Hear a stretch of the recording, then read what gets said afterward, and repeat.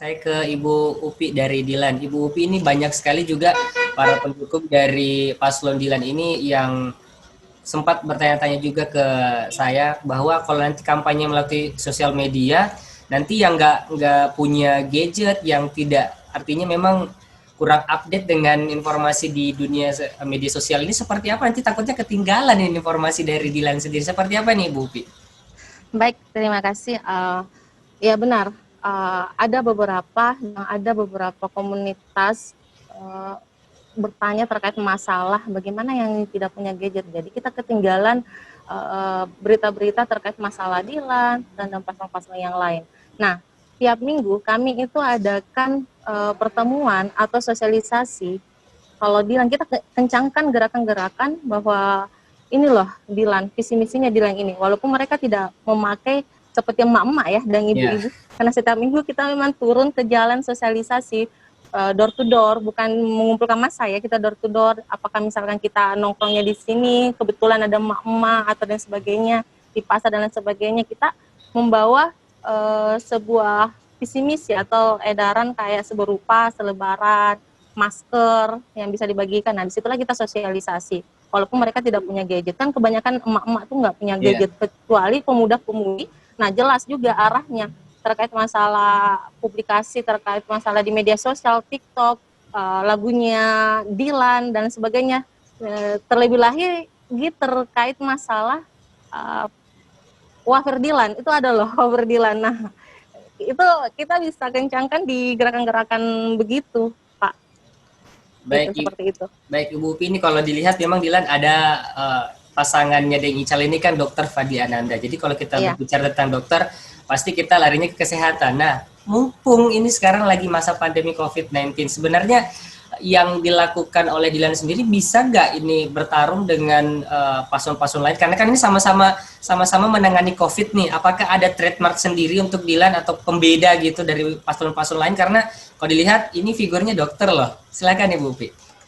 Ya, ini sangat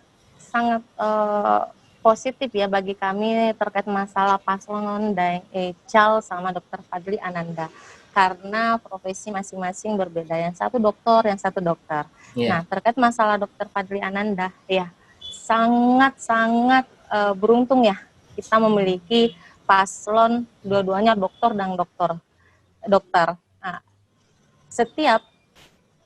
kenapa kita tidak terlalu was-was terkait masalah PKPU 13, aturan-aturan yang dikeluarkan KPU dan lain sebagainya, itu karena sebelum dikeluarkan PKPU kita sudah banyak mensosialisasikan terkait masalah COVID-19, terutama kesehatan terhadap ibu, seorang perempuan, supaya rentang yang terjangkit COVID-19 kan kebanyakan umur-umur 40 tahun ke atas yang notabene-nya memiliki penyakit yang sudah ada sebelumnya. Nah, maka dari itu sebelum kami berkampanye dan sebagainya itu sudah jauh-jauh hari kita sudah mensosialisasikan terkait masalah Dokter Fadli mungkin turun langsung, Ibu Wali istrinya sendiri, Ibu Wali istrinya sendiri turun langsung untuk mensosialisasikan terkait masalah kesehatan yang ada di Makassar. Apalagi Makassar kita tahu sendiri bahwa COVID-19 itu sudah sangat meledak ya angkanya begitu. Nah, tapi tidak menutup kemungkinan juga Ibu Wali dan Dokter Deng Ical itu tidak melakukan hal tersebut juga. Dua-duanya turun ke jalan itu sering melakukan dan menaati protokol kesehatan begitu. Baik, saya strateginya kembali itu sih. Ya.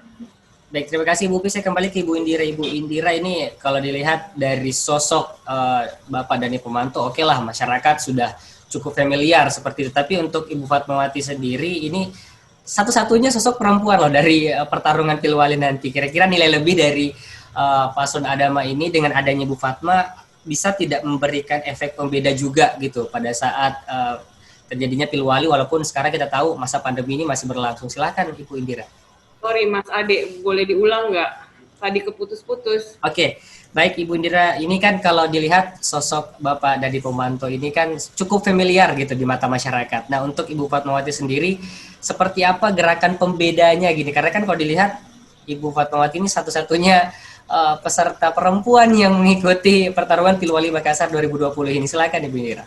Ya, jadi memang sebenarnya sih tidak terlalu banyak pembeda, tetapi memang karena di 2018 juga pun Pak Dhani berpasangan dengan perempuan juga kan. Jadi sebenarnya hanya berganti orang aja, tetapi pada dasarnya Pak Dhani tetap mau ada perwakilan perempuan. Kenapa? Makassar belum punya pemimpin perempuan, belum pernah ada. Dan saya rasa memang butuh sentuhan tangan perempuan untuk kemajuan Makassar. Nah, kemudian pembedanya adalah Ibu Fatma ini bisa mengambil lebih banyak suara perempuan. Kenapa? Karena hanya perempuan yang mengerti perempuan, gitu. Jadi pada saat kita turun, ternyata euforia ibu-ibu ini, tapi sayang kita harus pakai masker nih. Jadi mereka pengennya lihat langsung gitu. Tetapi again kita harus mematuhi peraturan protokol COVID. Jadi euforianya memang mereka luar biasa, ibu-ibu penerimaannya terhadap Ibu Fatma juga luar biasa. Tapi ya itu, Bu, buka maskernya Bu, gitu. Sementara kandidat juga menghindari hal-hal yang tidak diinginkan. Kemudian masyarakat juga penasaran, pengen lihat yang mana Ibu Fatma, karena beliau kan memang selama ini bertugasnya di Sidrap, kemudian di Jakarta sebagai anggota DPR RI. Jadi kemudian masuk ke Makassar, masyarakat alhamdulillah penerimaannya luar biasa. Baik, Ibu Indira, ini kalau dilihat sosok perempuan untuk memimpin biasanya memang ada pro dan kontra juga yang cukup ya kontroversi seperti itu ya.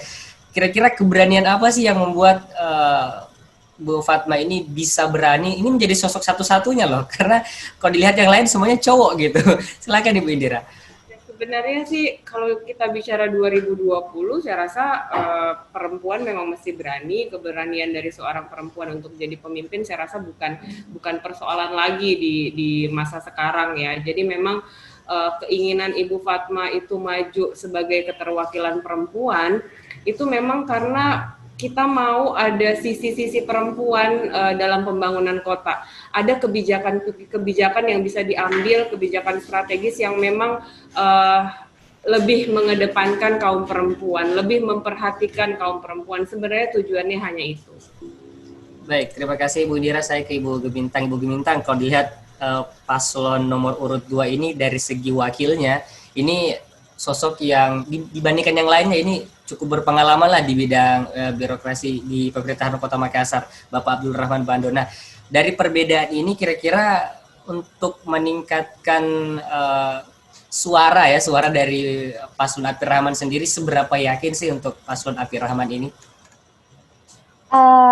Kalau saya melihat bahwa gabungan dari kedua paslon, baik Bapak Api dan Bapak Rahman, itu adalah gabungan yang luar biasa saling melengkapi.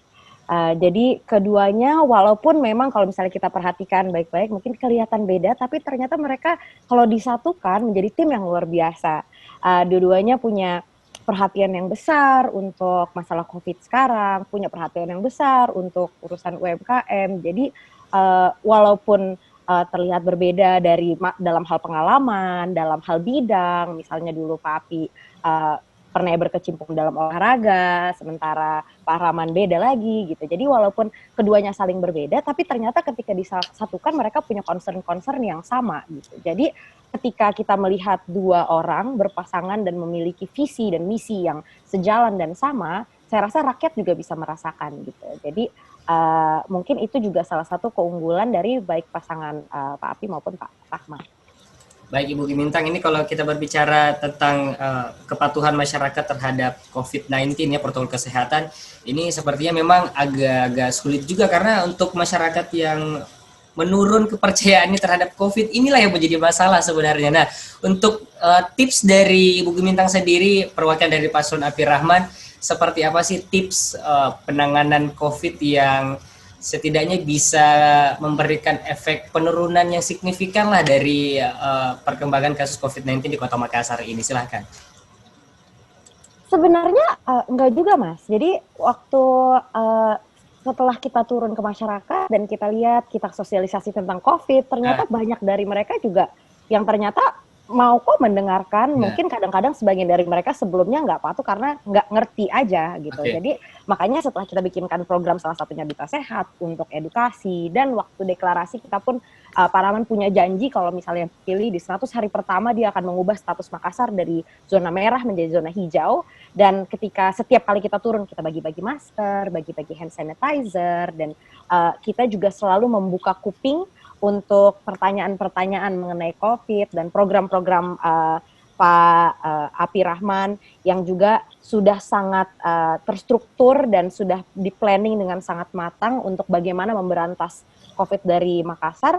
Ketika orang datang dan mendengar atau melihat dari sosial media kita, mereka juga cenderung ini kok mau mentaati juga gitu. Jadi mungkin sebenarnya masalahnya lebih di sosialisasi, dan juga mungkin dari paslon-paslonnya sendiri yang juga harus menyajikan strategi yang komprehensif supaya kalau dari kitanya pede yang mendengarkan informasinya juga ikut percaya diri terhadap informasi yang kita berikan. Gitu.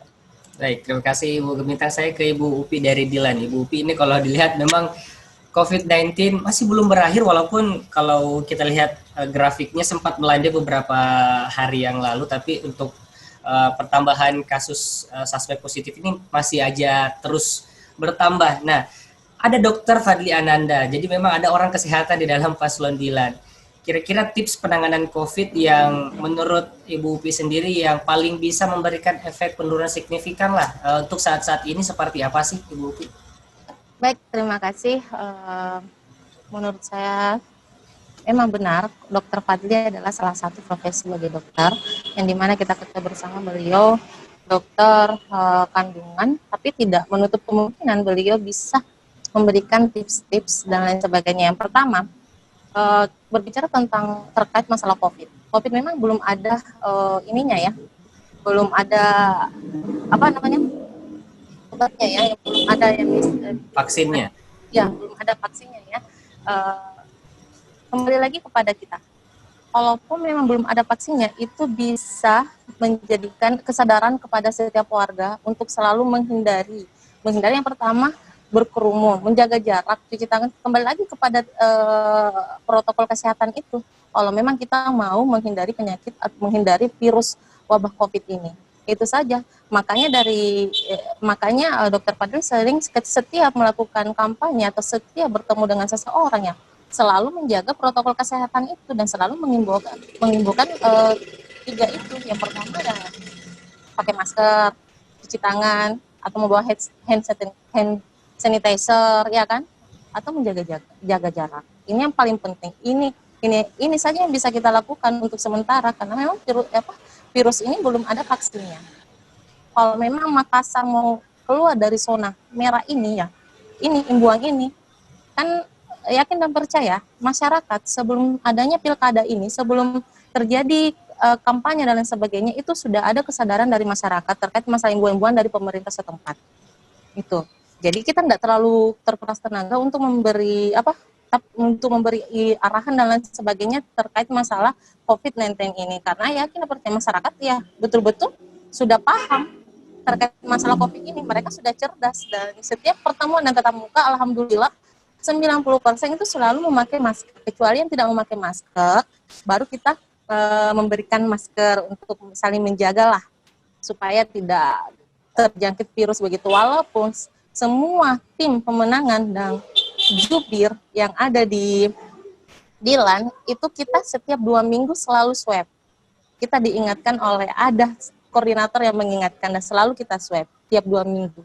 Jadi alhamdulillah di Dilan ini bismillah lah, kita tidak ada yang terjangkit COVID-19. Begitupun warga yang kita temui ketika kampanye. Terima kasih.